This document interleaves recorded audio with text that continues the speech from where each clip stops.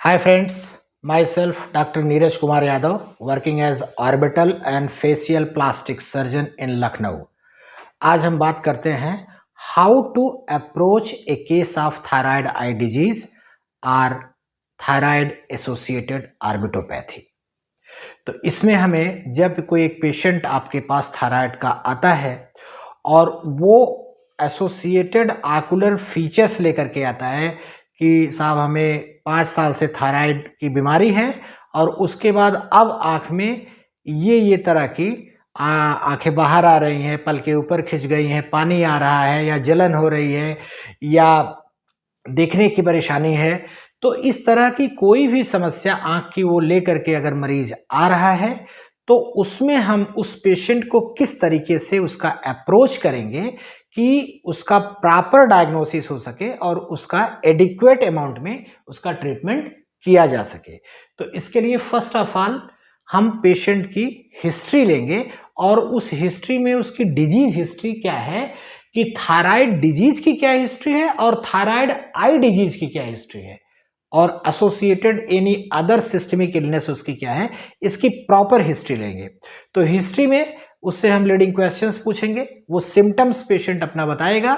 कैसे सिम्टम्स बताएगा कि थायराइड डिजीज, थायराइड ग्लैंड का हाइपर सिक्रीशन थायराइड हार्मोन का हो रहा है, हाइपर एक्टिविटी है थायराइड की, हाइपो एक्टिविटी है या यूथायराइड स्टेट में है।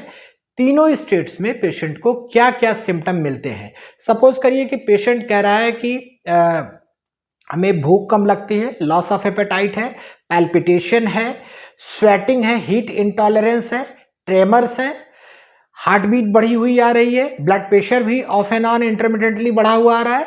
तो इस कंडीशंस में हम कहेंगे कि पेशेंट हाइपरथायराइड स्टेट में है। हाइपो में कोल्ड इंटॉलरेंस होगा, वेट गेन होगा, फटीक होगा, लिथार्जी होगी, ठीक है, पेशेंट को काम करने में मन नहीं लगेगा, स्लीप डिस्टरबेंस होगा। इसके अलावा ड्राई स्किन होगी, हेयर लॉस की प्रॉब्लम्स पेशेंट को हो सकती है।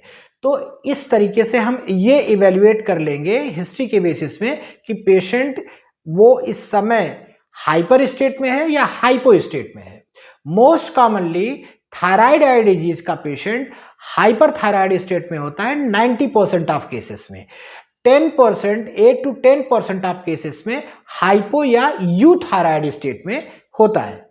तो हिस्ट्री में इसके अलावा सिस्टमिक डिजीज की भी हिस्ट्री लेंगे पेशेंट को कि कोई अदर उसमें ब्लड प्रेशर का कोई इलाज तो नहीं ले रहा है, थायराइड डायबिटीज़ की समस्या है या डायबिटीज़ कितने सालों से है, उसका कोई ट्रीटमेंट लिया है या नहीं लिया है, या थायराइड के लिए हाइपर या हाइपो में उसका क्या ट्रीटमेंट चल रहा है, कितने सालों से चल रहा है, रेगुलर ट्रीटमेंट ले रहा है या नहीं ले रहा है। इन सारी चीज़ों की प्रॉपर हिस्ट्री हम लेंगे। उसके बाद आते हैं एग्जामिनेशन पे। हिस्ट्री हमने एलेबोरेट कर लिया पेशेंट का, उसके बाद हम एग्जामिनेशन में आएंगे। एग्जामिनेशन में general examination, systemic examination and ocular examination.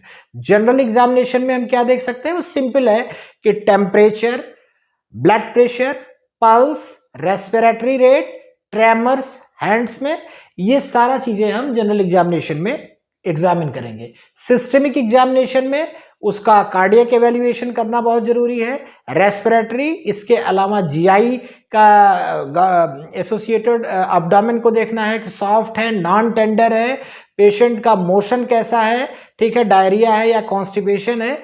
इन सारे चीज़ों के बारे में हम उसका एग्जामिनेशन करेंगे।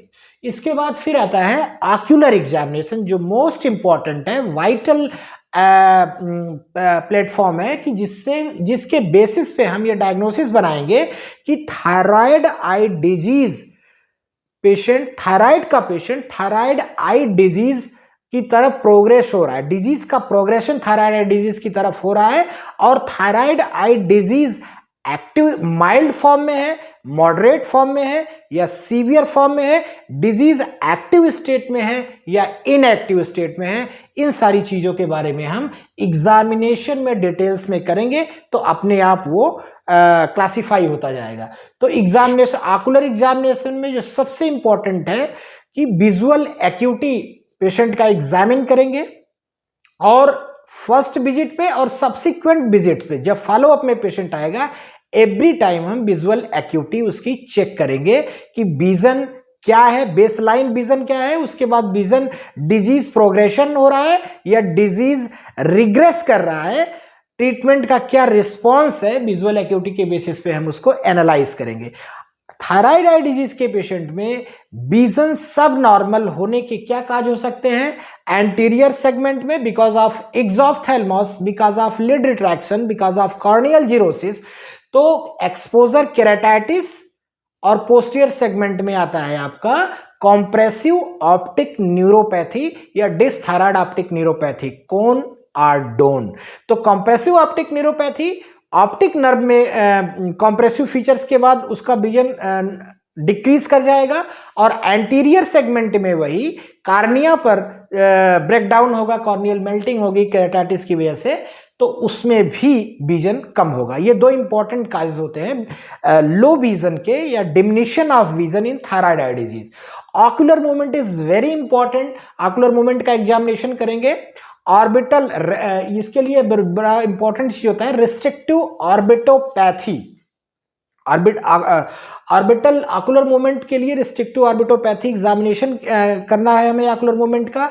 9 गेजेस में ऑक्यूलर मूवमेंट देखनी है कि ऑक्यूलर मूवमेंट रिस्ट्रिक्शन है और किस डायरेक्शन में है, कितना अमाउंट रिस्ट्रिक्शन है, ये डिपेंड करता है कि थायराइड आई डिजीज की सीवियरिटी क्या है, और वो सीवियरिटी उस पर डिपेंड करती है कि उसका मसल इनलार्जमेंट या मसल जो एक्स्ट्राऑक्यूलर मसल्स हैं, inferior rectus, medial rectus, superior rectus and lateral rectus, ये ऑर्डर होता है इन्वॉल्वमेंट ऑफ मसल्स का, एक्स्ट्राऑक्यूलर मसल्स का इन थायराइड आई डिजीज।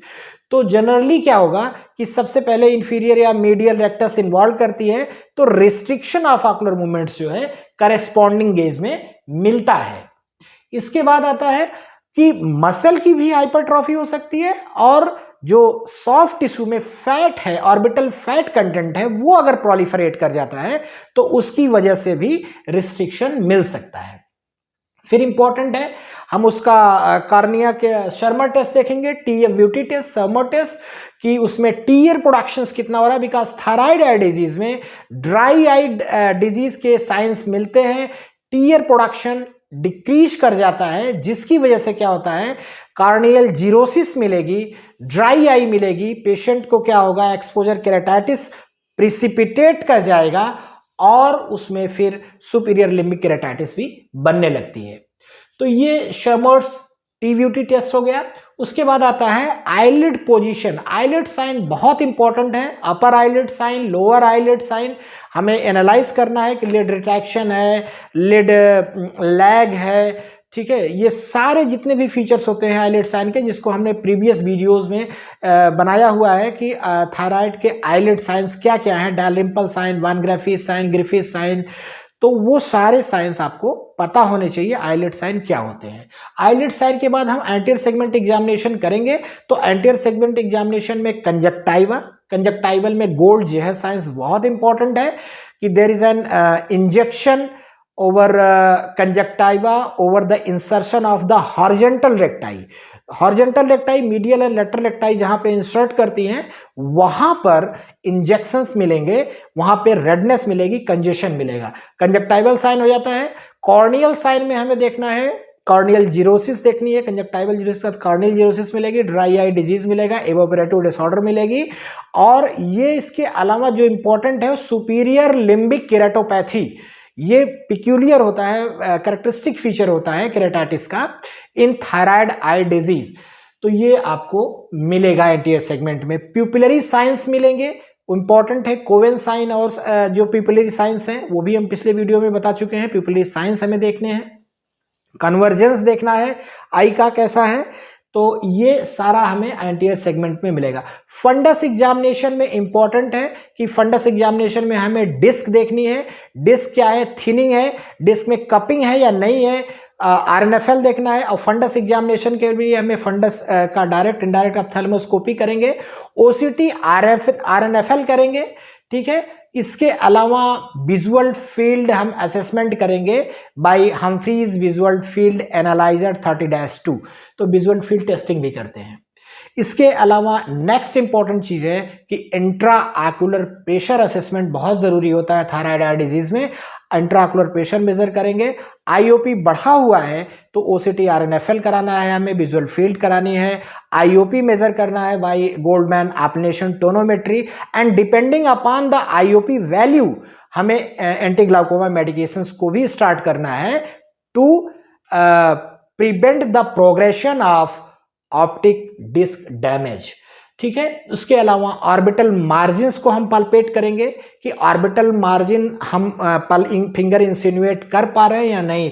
एक्सेसिव एक्सोप्थेल्मोस में जब प्रोप्टोसिस बहुत ज़्यादा हो जाती है, कंजक्टाइवल कीमोसिस हो जाती है, लिड रिट्रैक्शन हो जाता है, तो आई बिल्कुल बल्ज कर जाती है, हम ऑर्बिटल मार्जिन्स में हम फिंगर इंसिनुएट नहीं कर पाते हैं, तो ऐसी कंडीशन में कार्नियल ब्रेकडाउन के, कार्नियल मेल्टिंग के चांसेस बहुत ज़्यादा हो जाते हैं, और वो severe form of thyroid disease में उसमें इमीडिएटली हमें कार्निया को प्रोटेक्शन देना है by using vertical lid taping, या फिर अगर वर्टिकल लिड टैपिंग से नहीं हो रहा है तो हमें फिर temporary tarsorrhaphy by plus minus lateral canthotomy भी हम करेंगे। इसके नेक्स्ट इंपॉर्टेंट है ऑकुलर पोजीशंस, जैसे डायरेक्शन हमें देखना है कि कितना अमाउंट ऑफ प्रोप्टोसिस है, उसके लिए हम हर्टल से मेजरमेंट करेंगे। प्रोप्टोसिस की ग्रेडिंग होती है, mild, moderate and severe form of proptosis, उसको हम ग्रेड करेंगे और उसके अकॉर्डिंग हम उसका असेसमेंट आगे करते हैं। कॉर्नियल सेंसिटिविटी इंपॉर्टेंट है, कॉर्नियल सेंसिटाइजेशन डिक्रीज कर जाता है। कॉर्नियल हिस्टेरेसिस करेंगे, इम्पिडेंस डैम्पिंग करेंगे कि रिफ्लेक्शंस कार्निया की कितना परफ्यूजन हो रहा है, और कार्निया कितनी ट्रांसपेरेंट है वो डिपेंड करता है कि थायराइड आई डिजीज की सीवियरिटी क्या है।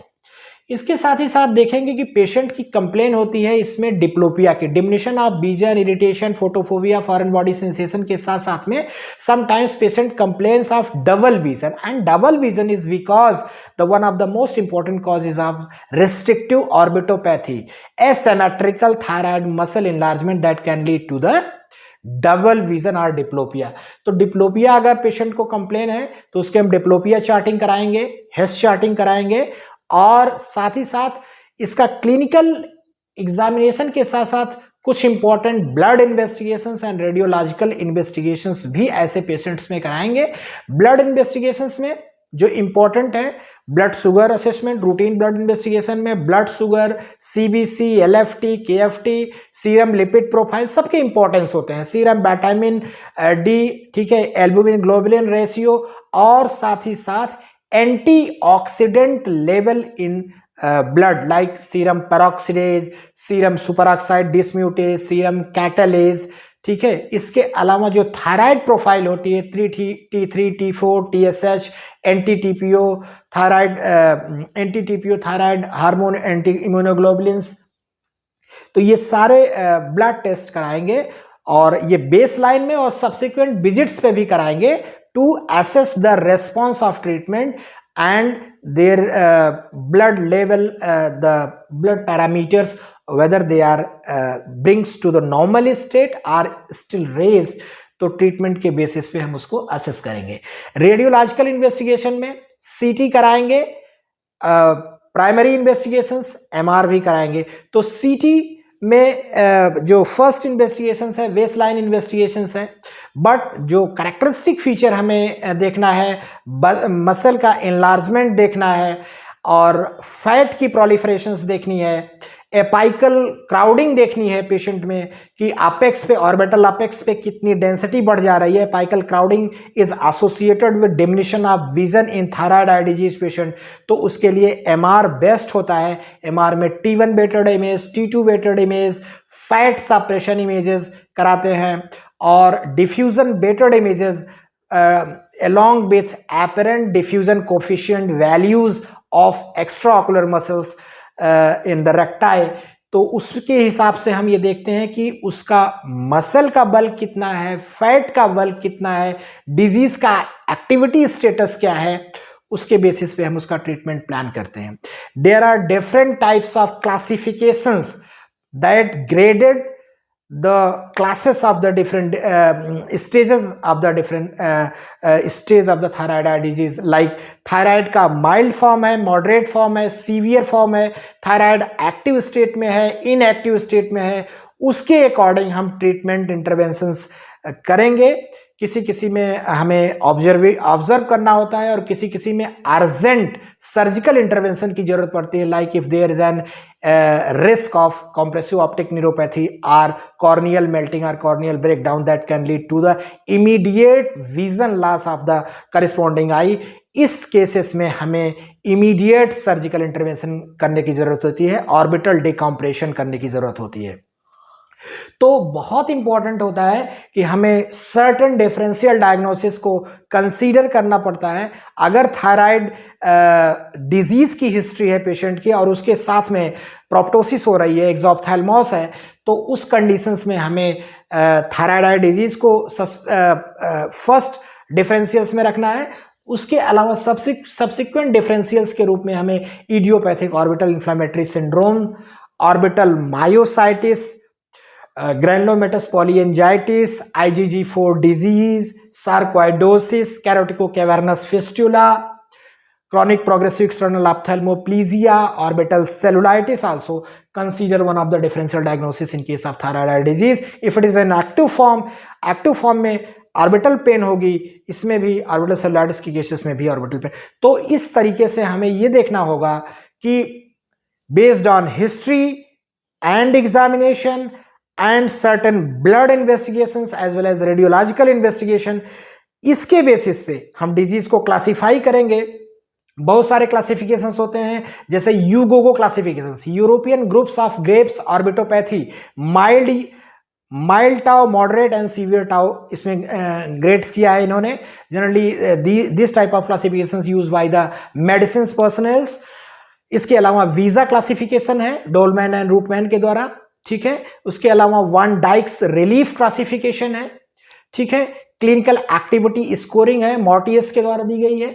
तो ये बहुत नॉस्पेक्स क्लासिफिकेशन है। तो बहुत सारे डिफरेंट टाइप्स के क्लासिफिकेशंस हैं जो बेस्ड होते हैं disease activity and disease severity, और डिजीज एक्टिविटी और डिजीज सीवियरिटी ही ट्रीटमेंट का बेस होता है। इस बेसिस पे ही हम उसका ट्रीटमेंट, कितना aggressive form of treatment start करना है या simple observation by using certain topical lubricants and antioxidants, उसके साथ में ही हम पेशेंट को ऑब्जर्वेशन में रखते हैं, फॉलोअप में रखेंगे, या एक कोई इंटेंसिव मैनेजमेंट करेंगे और रैपिड फॉलोअप करेंगे, ठीक है, शॉर्ट टर्म फॉलोअप करेंगे पेशेंट्स का।